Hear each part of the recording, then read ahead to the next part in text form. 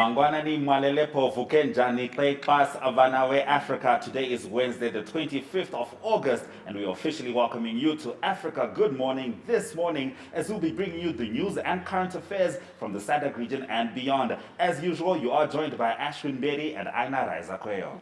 Happy Wednesday, everybody. I hope that you are going to have a wholesome, winning day. Now, today is Kiss and Makeup Day. We all have fights with our nearest and dearest now and again. Whether a sibling dispute, a marital tiff, a spat with a best friend, or a clash with parents, whether it's about a lie, a misunderstanding, relationships, or the state of the kitchen, today is the time to kiss and make up. And here is more on that.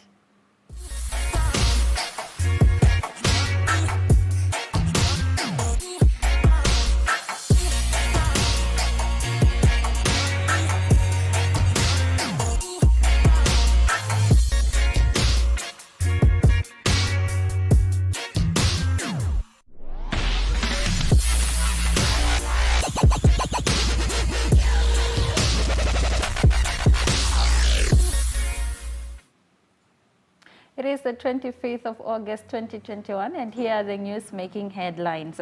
Hakainde Hichilema, Zambia's new president, inspires African opposition leaders. Zambia's veteran opposition leader Hakainde Hichilema, that was sworn in as a president on Tuesday, raising hopes of his counterparts in other African states that they too can overcome state repression and one day rise to power. In extraordinary reversal of his fortunes, the man who was once declared as the enemy of the state will be sworn in as Zambia's 7th president after defeating Master Lungu on their latest election that took place on the 12th of August. It's massively inspirational. Tanzania's opposition leader Tundu Lissu, who survived an assassination attempt in 2017 after being shot 16 times by people he believes were state agents. In Zambia, the institution of democracy seems to be more responsive to people's will than in many parts of Africa. The fact that the army, the police, the intelligence service, and the electoral commission would allow the will of the people to be superior is a very strong message sent to the African continent, he added. All right, in our second story, Somalia is walking in Afghanistan's footsteps. There are important lessons to be drawn from Afghanistan's fate by those engaged in the fight against extremist groups in Somalia, where a similar nation-building experiment is being carried out by the African Union mission to Somalia. For the past 14 years, African countries, with the support of the West, have deployed troops drawn from Uganda, Burundi, Djibouti, Kenya, and Ethiopia to battle the Al-Qaeda-affiliated terrorist group Al-Shabaab and to prop up Somalia's feeble government. Yet, despite years-long efforts and the expenditure of some $900 million annually, the government in Mogadishu remains weak and divided with little popular legitimacy. In a recent opinion piece for the Financial Times, Nigerian President Muhammadu Buhari stressed that the lesson for Africa from the Afghanistan debacle is that military force is not enough to defeat extremists or guarantee the transformation of societies. Although sheer force can blunt terror, he wrote, its removal can cause the threat to return. In our next story, U.S. blacklist Eritrean officials over human rights abuses in Ethiopia's Tigray. The United States on Monday imposed sanctions on an Eritrean official it accused of being engaged in serious human rights abuse in a conflict in Ethiopia's Tigray region, as Washington warned it could continue to target those involved in prolonging the conflict. The U.S. Treasury Department, in a statement, said it blacklisted Philippos Wolde Yohannes, the Chief of Staff of the Eritrean Defense Force. The Treasury said he commands EDF forces that have been operating in Tigray. The Treasury accused the force of being responsible for massacres, sexual assaults, and purposefully shooting civilians in the streets, amongst other human rights abuses. The United States will continue to identify and pursue action against those involved in serious human rights abuse in Ethiopia and prolonging the ongoing conflict and human rights crisis, U.S. Secretary of State Antony Blinken said in a separate statement. In our next story, caught in the crossfire, Ethiopian minority flees to Sudan. Dragged into a conflict not of their making, members of Ethiopia's Kemant ethnic group say their only choice was fleeing to Sudan, marking another bleak turn in a widening war. Houses were burned and people killed by machetes, said refugee Emebet Demoz, who, like thousands of others, ran from her village last month. We couldn't even take the bodies and bury them, she said. The Kemant have long chafed under the cultural and economic influence of the dominant Amhara people, and in recent years have called for self-rule. Clashes between the Amhara and Kemant forced thousands to flee in April this year, according to the UN's humanitarian agency. For civilians such as Emebet stuck in the middle, the violence left her no option but to leave. She is part of a stream of some 3,000 Kemant refugees who have crossed into Sudan in recent weeks, Sudanese officials said. We are safe here, at least, she said. In our next story, confirmed cases of COVID-19 exceed 7.5 million across the continent. As of August the 24th, confirmed cases of COVID-19 from 55 African countries reach over 7.5 million, while over 60 million vaccinations have been administered across the continent. Reported deaths in Africa reach over 189,000 and over 6.6 million people have recovered.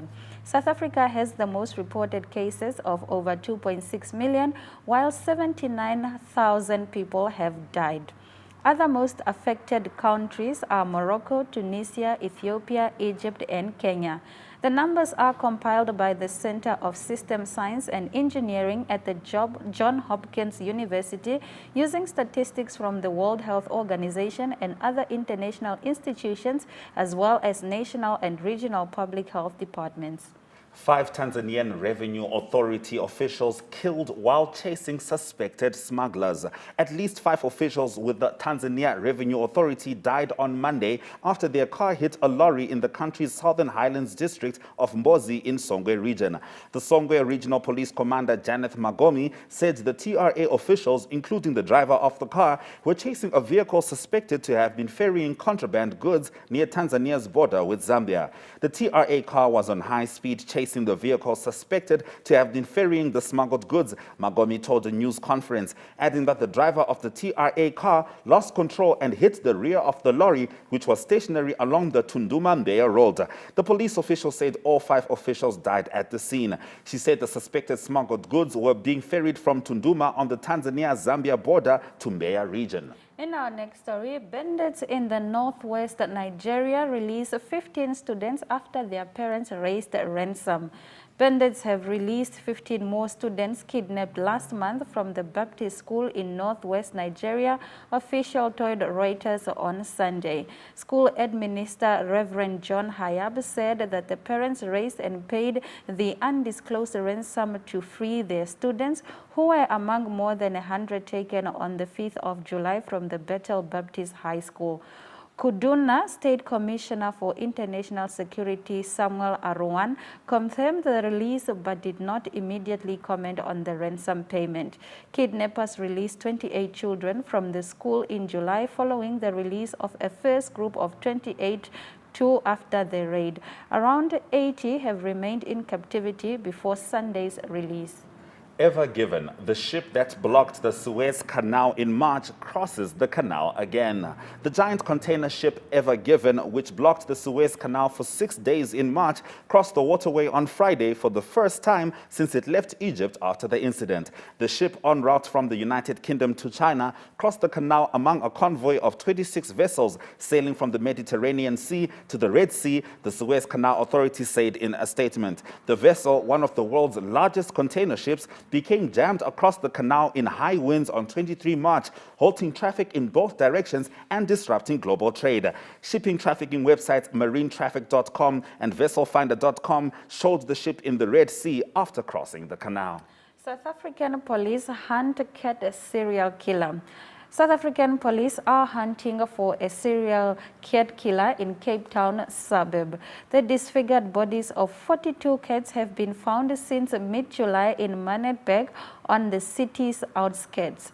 Alan parents from the Animal Welfare Society of South Africa said all cats had been tortured and disemboweled. Post-mortem on 2 of the cats revealed their hearts and lungs were removed as well. On Friday, the police briefly arrested a 40-year-old, but the person were released due to lack of evidence connecting them to the killings. Manenberg resident Pfizer Jacob lost 3 kids. First, Potato went missing in March, then Smokey went missing on the 10th of July. By then, more people started saying their kids were missing and posting pictures of disfigured kids they had found. Truly saddening news. In our next story, call for experts to join scientific advisory group for the origins of novel pathogens. The World Health Organization issued an open call for experts to serve as members of the new WHO Scientific Advisory Group for the origins of novel pathogens. The SAGO will advise WHO on technical and scientific considerations regarding the origins of emerging and re-emerging pathogens of epidemic and pandemic potential, and will be composed of a wide range of experts acting in their personal capacity. SAGO will also guide WHO on next steps for understanding the SARS-CoV-2 origins. This is critical to helping WHO, member states and partner institutions to prepare for future spillover threats and to minimize the risk of a disease outbreak growing into a pandemic. WHO welcomes expressions of interest from individuals with significant expertise in one or more technical disciplines outlined in the call for experts in order to ensure a One Health approach. In our next story, skiing in Africa, a tourist hits Lesotho slope despite COVID-19 woes. Suggest a holiday in Africa, and most people picture baking hot sun, palm-fringed beaches, and herds of wild bees galloping across the savannah. A few think of skiing, yet the continent contains 5 mountain ranges with enough seasonal snow to make a potential slope, of which 2 host rudimentary ski resorts. Tucked into South Africa's stunning Drakensberg range, one such resort in the mountain kingdom of Lesotho attracts tourists seeking a more adventurous skiing destination, despite visitors' number being drastically slashed by COVID-19. As with other tourist spots, the COVID-19 pandemic and the severe travel restriction enforced worldwide try to curb it has drastically slashed the visitor number. In the last of our top stories, waste from Angola's Katoka diamond mine leaked into waterways last month.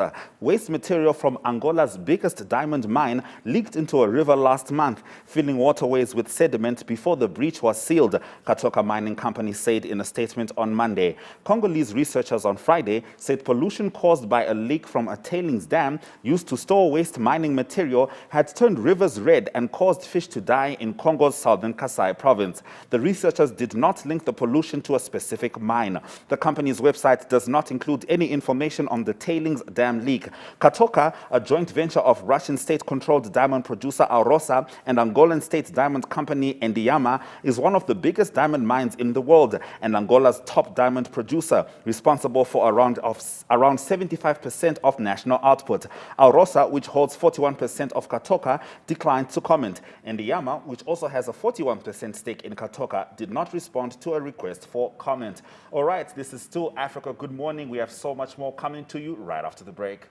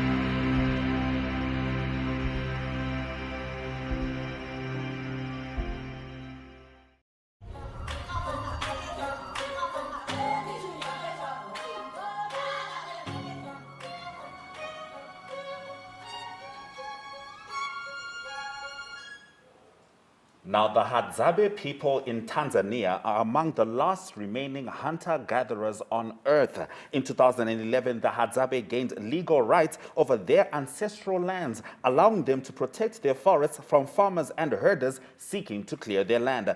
Deforestation in the core Hadzabe territory has since declined, compared to a significant increase in the wider region. Populations of endangered African elephants, African wild dogs, lions, and leopards have also increased.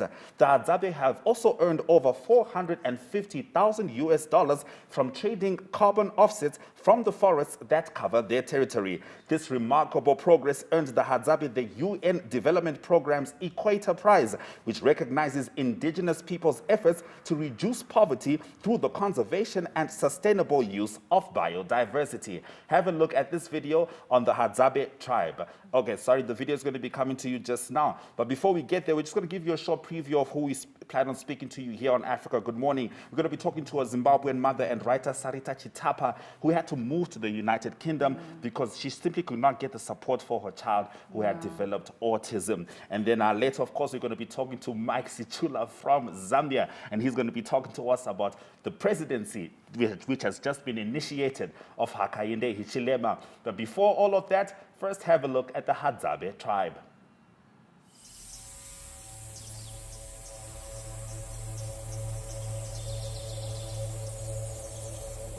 Kwangu haki ya ardhi ina muhimu sana kuliko vitu vyote, kwa sababu haki ya ardhi, upatikanaji na mahitaji yote ya maisha yangu ipo ndani ya ardhi.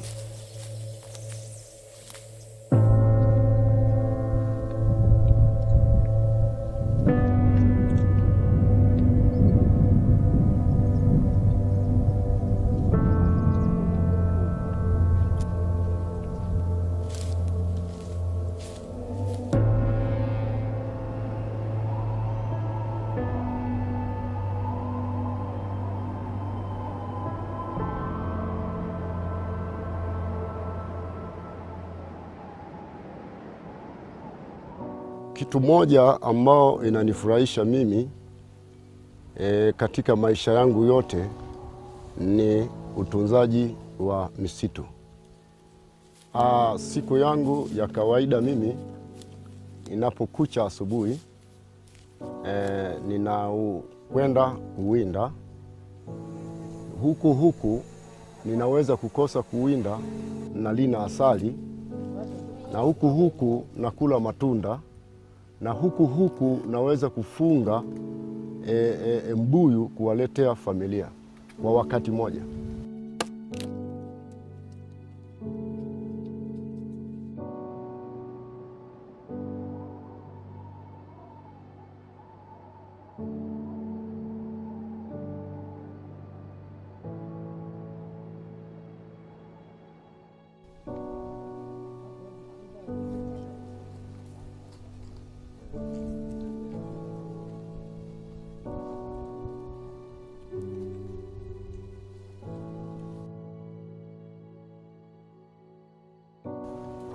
Mabadiliko kwa hewa ya ukaa ni mkubwa sana kwangu Mwazabe, kwa sababu zamani nilikuwa sijui uweza kulinda poli, lakini sasa hivi mabadiliko imeleta hewa ya ukaa, tunajua kulinda poli, tunaenda doria na kuangalia ukataji wa miti na kuangalia uharibifu wa poli.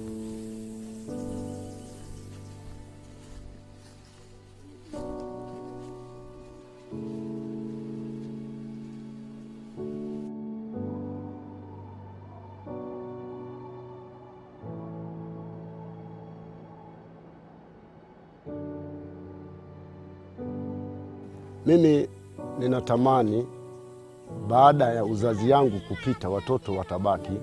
Mimi natamani kwanza kabisa, kabla sisi hatujapita, tunataka tutunze hii poli ili digidigi isipotee na hata wanyama wengine wasipotee, ili watoto wangu mimi ninapita waje waikute kama historia ya Hadzabe katika poli lao.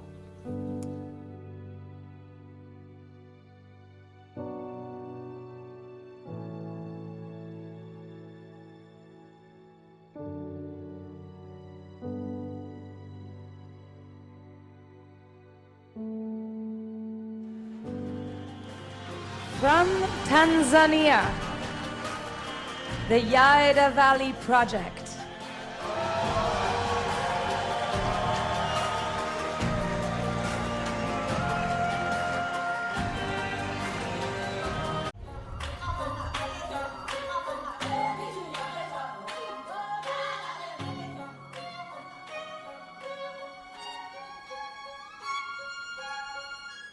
Welcome back to Africa Good Morning. A Zimbabwean mother and writer, Sarita Chipata, had to move with her family to the United Kingdom when her son showed signs of autism.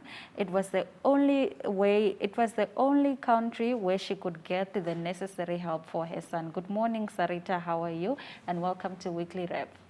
To Africa Good Morning. Good morning, everyone. All right. Do you feel there is a lack of support, especially in Africa, for children with special needs?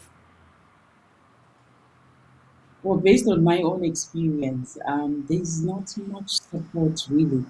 Maybe there's so much need for so we can fully understand whether there is enough support. But based on my experience, there wasn't much when my son was growing up. But I think things are beginning to improve. I think awareness is coming to the people, and maybe now things have changed a little bit. But some 14 years ago, before I'd gone to the United Kingdom, there was very little support, especially in Zimbabwe. All right. Now, speaking of awareness, you wrote a book about your journey with your son. What was the motivation behind it? What message did you want to share? And what did you, as a mother, get out of it? The message I wanted to share was to simply bring awareness that people with special needs are human beings, and that they are different to who we are, but they're not less different, and they shouldn't be treated any less because of the special needs that they have. So when I wrote the book, I really wanted to ensure that we need to be aware that even a child, and we just need to accept them for who they are, because when God blesses us with children, we don't know what kind of a person that he is until they start growing. And so when you start to realize their developmental delays, like my son who has autism, you may start to sort of withdraw from loving them. But my book really encourages you to walk the journey with your child and to really help them to become who they should be. And also, part of the motivation was to actually challenge the misconceptions there are about people with special needs. So it was really important for me to write this book so that I can just help people understand that we shouldn't treat these people any less at all. And I have become a better parent because of my child. He has taught me to be really patient. He has taught me to be tolerant and to be more accepting and to be less judgmental about his abilities. Because sometimes when you have a child, you want them to be the best. You want them, even to become the next president by all means. You just want them to be the best. But when you have a child who is different, you may feel a bit disappointed and upset that maybe this child is not going to achieve the greatness that you may have envisioned. But now I understand that we have them just to love them and to enjoy them in the time that we bring them up to become what God has intended for them. All right. Now, what can be done, especially in Africa, to share knowledge and empower families with children with special needs? Well, definitely more awareness needs to be done because there's a lot of stigmatization around people with special needs. I think there are some super beliefs around people with special needs. So, as a parent, when you discover that your child has special needs, people are not as accepting, they're not as understanding. And I think it's because they lack knowledge about the conditions that these children have. And so it's associated with a lot of beliefs around it, that maybe the family is cursed, maybe the family did something that is wrong, maybe these people are not godly people of some sort, of they've sinned. That's why they have a person like that. And I think it just boils down to lack of knowledge.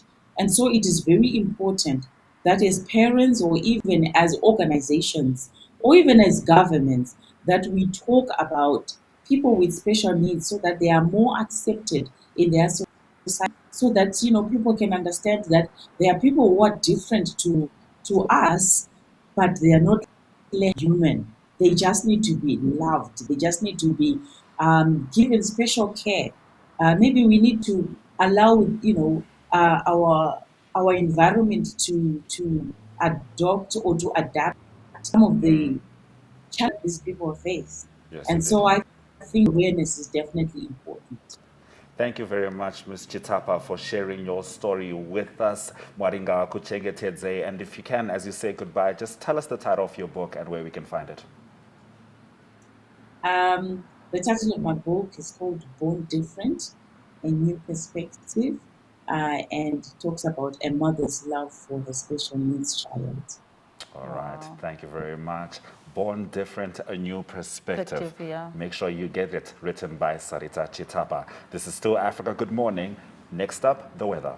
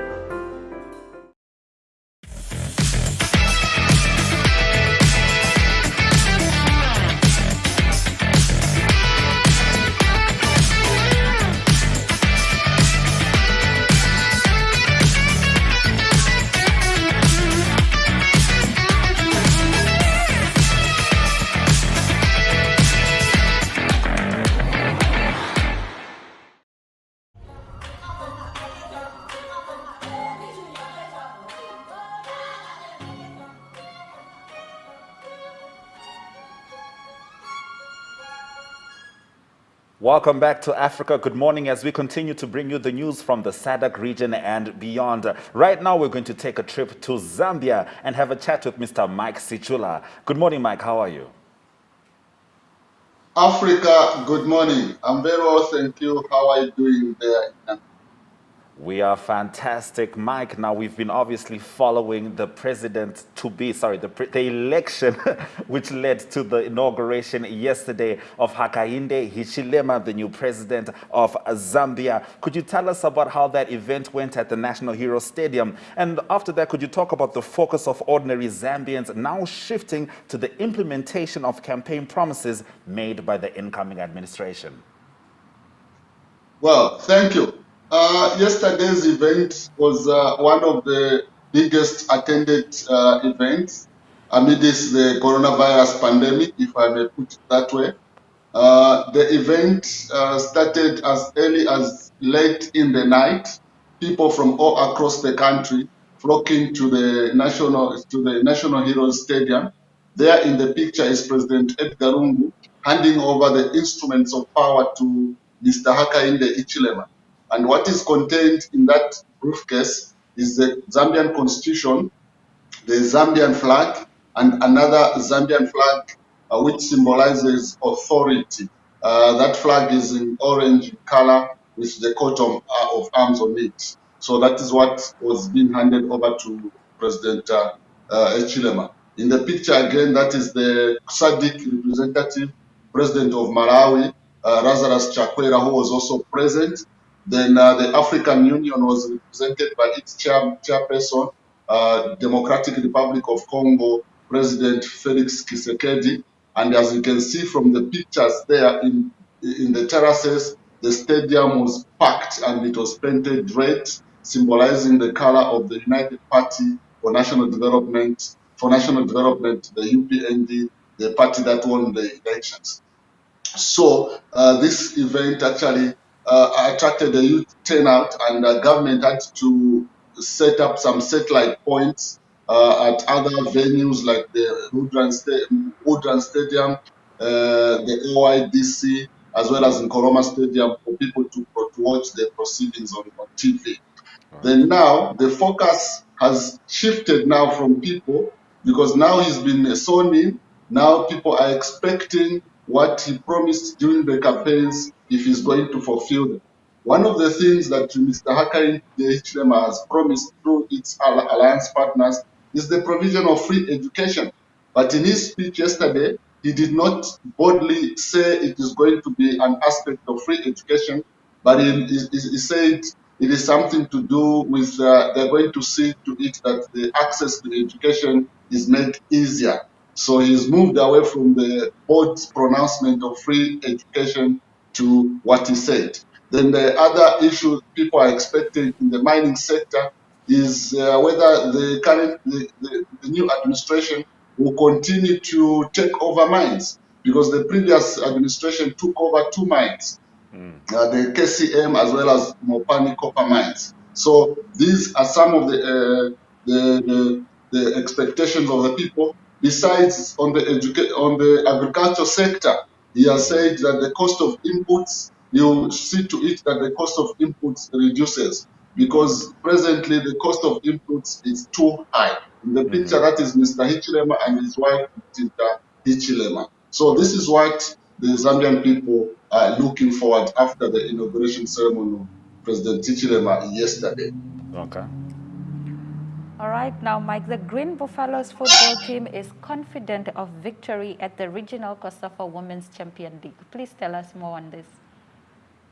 Wow. The Green Buffaloes Football Club is a government team sponsored by the Army, and they are the champions of the Women Super League.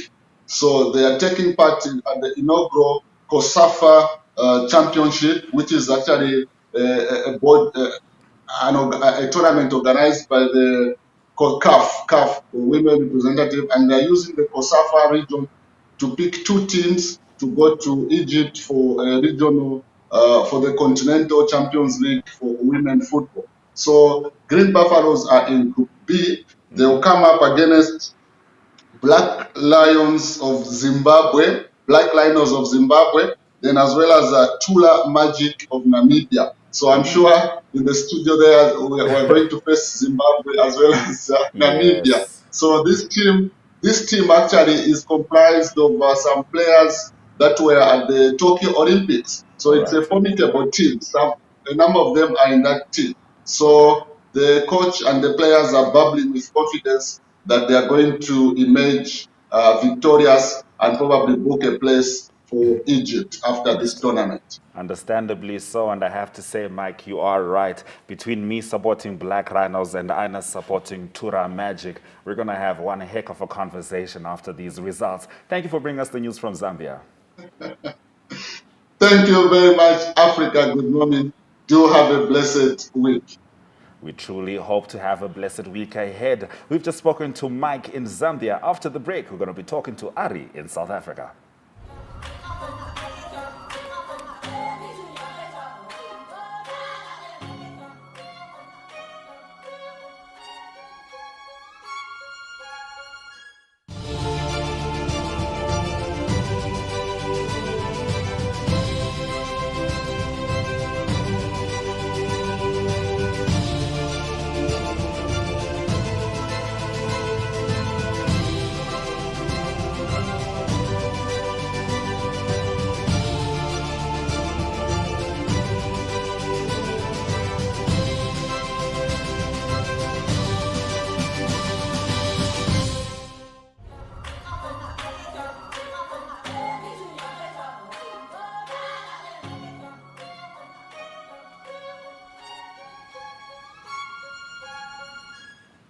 Welcome back to Africa. Good morning and happy Wednesday. Right now, Ari Houghade is in Zanzi and he's ready to give us a news update on whatever is happening in his motherland. Good morning, Ari. How are you? Yes, a very good morning. Nice to talk to you all this morning. Lovely day in Cape Town. All right, we understand that unemployment has risen again to 34.4%. Please tell us more. Yeah, that is a very high figure. That unfortunately, that's the highest it's been since it's been documented since 2008. So that is a real concern for South Africa at the moment. Obviously, COVID-19's effect is massive, but also economic effect been coming way before COVID-19, unfortunately. So the reality is that it is 34.4 into figures. It relates to 7.8 million jobless people in South Africa. And in the Eastern Cape, the biggest percentage of the provinces is 47.1%. And I think the biggest concern for the government is at the moment the age group between 18 and 34, so to say youth of the country. The age group between 18 and 24, there is 64% of those people that's unemployed at the moment. So that is a very high number. And unfortunately, the education system in South Africa is also under pressure at the moment. So lots of work to be done there. All right. Now, in your next story, the South African tourism authorities have expressed concern as Britain remains adamant on keeping South Africa on the red list. Could you touch briefly on that? Yes, South Africa tourism is a massive part, and the red list is applicable all over Europe, and also South Africa do also have the same list. There was an application from the South African tourism, a petition actually, to get South Africa off the red list. So there's no travel from Britain to South Africa for tourism. It's costing South Africa at the moment a massive amount of money. They say calculations is 26 million per day that South Africa loses. It calculates up to 790 million a month lost in tourism. Obviously, the COVID effect is a big factor, but we're still on the red list in Britain. All right, now the Jacob Zuma Foundation is asking the general public to go fund the former president's legal fees. Please tell us about this. Yes, this goes back to the 90s, and actually from 2006 more so. It was massive amount of litigation that the president had to face. It was paid by government, so there was a high court ruling that he needs to pay back amount of 25 million South African rand just to cover those costs from 2006 for all the legal court cases that he had to face. So he's got to pay that, and also current cases going. So it was a plea on his official Twitter. The Jacob Zuma Foundation made a plea officially on Twitter, asking for people to donate towards former president's monetary legal bills. So that was what went out. So we'll see what the response is going to be if people will support him actually. Very interesting. Now, state-owned enterprise Denau is technically insolvent and is currently running at a budget deficit of 360 million rand. Could you tell us about this? Yes, Denel is a big component of South African defence. It's not only for defence, it's also for refurbishing the state-owned, all the equipment, the defence equipment. So it's been technically insolvent according to management. It's got a 360 million budget deficit that they're sitting on. 2,600 employees. So the sad news is about 636 million is owed to employees for salaries, pension, and medical costs, and also 900 million to suppliers. So that's not a good situation, unfortunately. The defence system is a state-owned enterprise, so it's definitely under big financial pressure. All right, now in our feel-good story, the Department of Health is launching a project where people aged 50 and older can get free public transport to get to the vaccination points. Yes, that's good news, because there's lots of people that struggle with transport to get to vaccination points. So it's for the 50 and older people, they can get to vaccination points. It's currently just for Gauteng and the Eastern Cape and KwaZulu-Natal. Important to get people to those vaccination points. At the moment, it's about 11 million people vaccinated in the country, but it still only equates to about 7%. So it's a big priority in South Africa. Maybe some other people will get a lift as well to some work commitments close to that spot. But there's pop-up sites all over the place now that makes it a bit easier. So it's good to see that the Department of Health is helping the 50 years and older people to get vaccinated. Good to see indeed. Thank you very much, Ari, for bringing us the news from Zanzi, South Africa. Big pleasure. Great day for everyone. Bye-bye. All right, this is still Africa Good Morning, bringing you the news as you need it. After the break, we're going to dive into your economic news stories.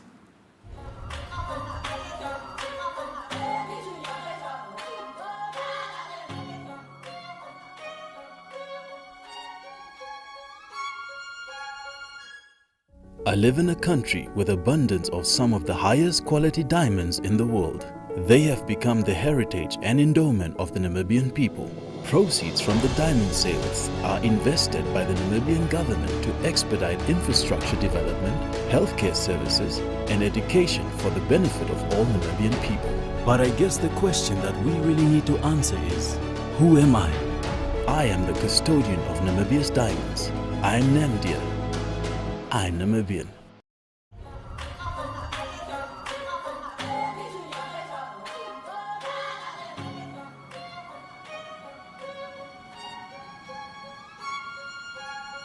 All right, as promised, it's time for us to get into your economic news stories for the day. In our first story, Woolworths to drop South Africa's CEO position when Rylands retires. Retailer Woolworths Holdings said on Monday it will continue to operate without a chief executive for its South Africa operations when incumbent CEO steps down as it streamlines its operations. Zyda Rylands, who is also an executive director of the group, has decided to retire on September 30 for personal reasons, but at the request of the board has agreed to remain with the group through to 2024, Woolworths said. For the remainder of her tenure, she will focus on her energies and her passion on leading the WSA Foods business, which she has been instrumental in growing and positioning as an industry-leading food retailer, it added. Not retaining the South Africa chief executive position follows the group's review of its leadership structure for the home business. Woolworths, which also sells clothes in South Africa and Australia, said.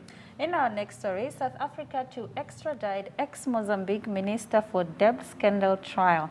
South Africa will extradite former Mozambican finance minister Manuel Cheng to his home country, its Justice Department said on Monday, where a criminal trial over the $2 billion debt scandal that crushed its economy has now begun.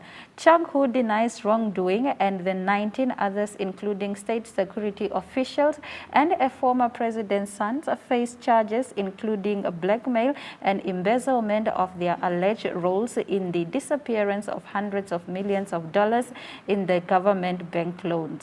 Cheng, who signed off the loans during 2005 and 2015 term as a finance minister, has been held in South Africa since 2018 after being arrested at the request of the United States, which also opened a criminal case over the affair.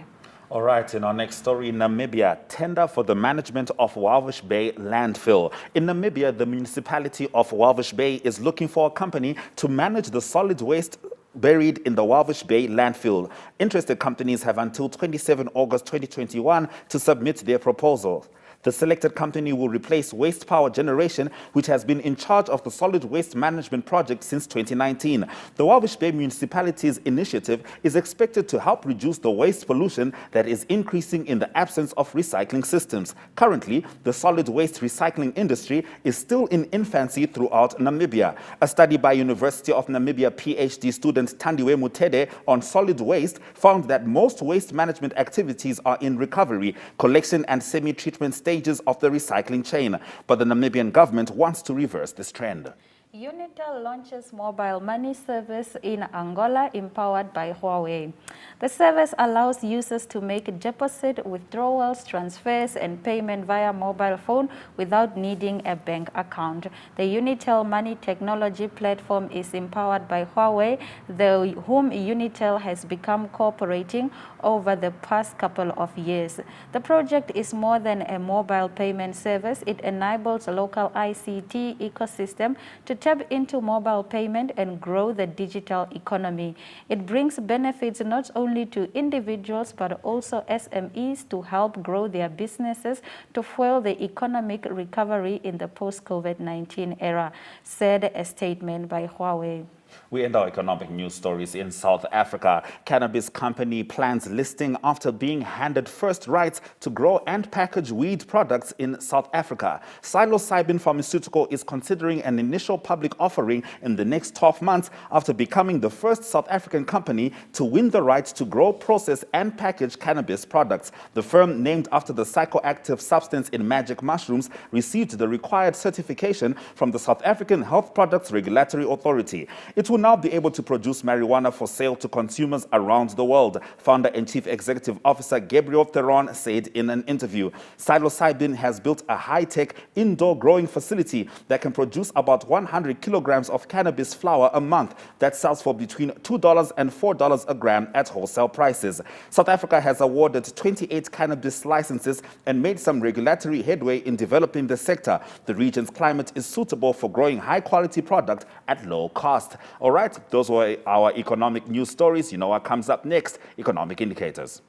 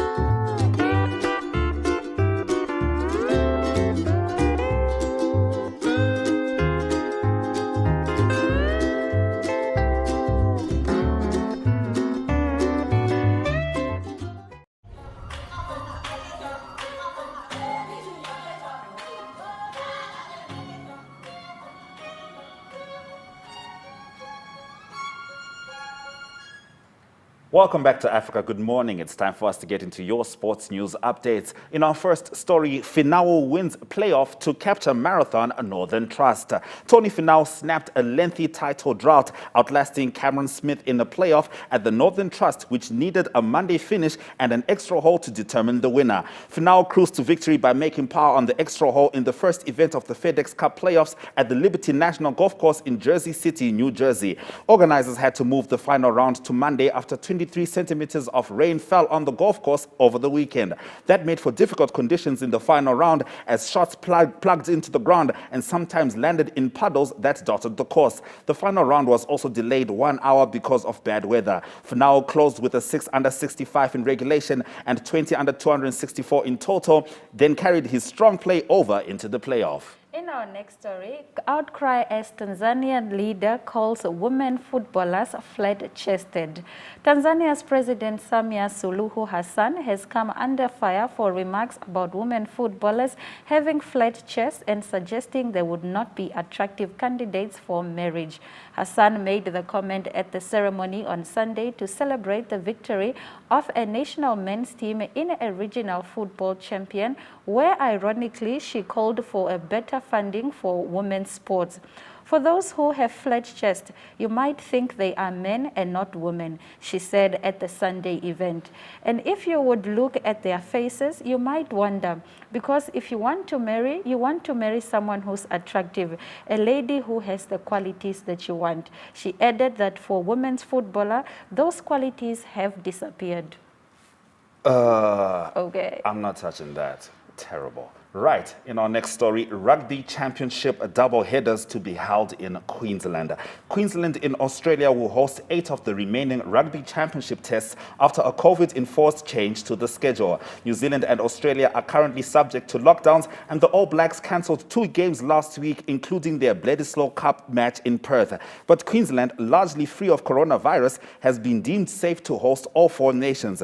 The new fixtures will be double headers over 4 weekends from 12 September. 3 venues in Queensland will stage the upcoming rounds, except for the Australia-New Zealand game, which is still set for Perth, albeit with a date yet to be confirmed. The Gold Coast will host New Zealand versus Argentina and Australia versus South Africa in a back-to-back double-header on 12 September in round 3, as well as the round 6 ties. Butcher apologizes for racist behavior during playing days. South Africa's head coach Mark Butcher has apologized for singing offensive songs and using racist nicknames during his playing days in an affidavit submitted to the Cricket South Africa Social Justice and Nation Building Committee on Monday. Butcher was responding to allegations leveled against him by the former spinner Paul Adams, who last month said the SJN hearings that he was subjected to racial discrimination and name-calling during his time with the national team. While Butcher denied giving Adams the racist moniker, he did apologize unreservedly for any offensive conduct, real or perceived. Oh, wow, shame. Mark Butcher was one of my favorite cricketers. It's good to see him turning a new leaf. All right, Malaysian MotoGP cancelled, replaced by race at Misano. The Malaysian MotoGP scheduled for October was cancelled on Thursday due to COVID-19 restrictions, with the Italian circuit at Misano stepping in to replace it, organizers announced. This is the second year running the October 24 race in Sepang has been called off because of the pandemic. The Malaysia round of the World Championship has suffered the same fate as the races this season in Thailand, Japan and Australia. Misano has stepped in to fill Sepang's place on the calendar for what will be its second MotoGP weekend in a month, with the circuit named after the late Marco Simoncelli staging the San Marino Grand Prix on 19 September. All right, that brings us to the end of our sports news stories. After the break, we'll have your headlines.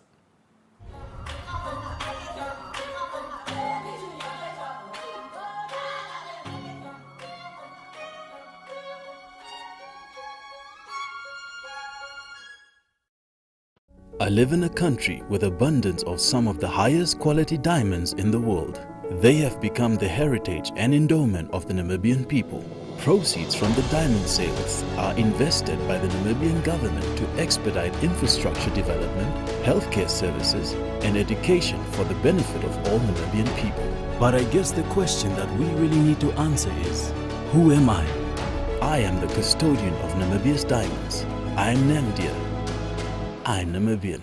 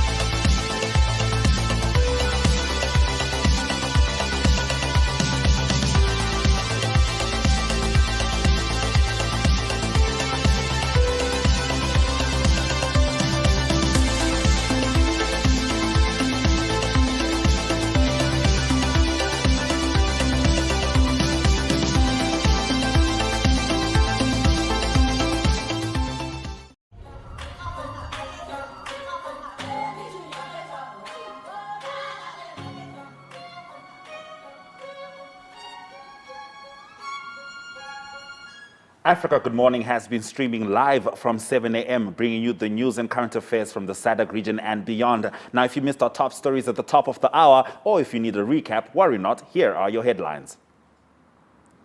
Hakainde Hichilema, Zambia's new president, inspires African opposition leaders. Somalia is walking in Afghanistan's footsteps. U.S. blacklists Eritrean official over human rights abuse in Ethiopia's Tigray. Caught in the crossfire, Ethiopian minority flees to Sudan. Woolworths to drop South Africa's CEO position when Rylands retires. Finau wins playoff to capture Marathon Northern Trust.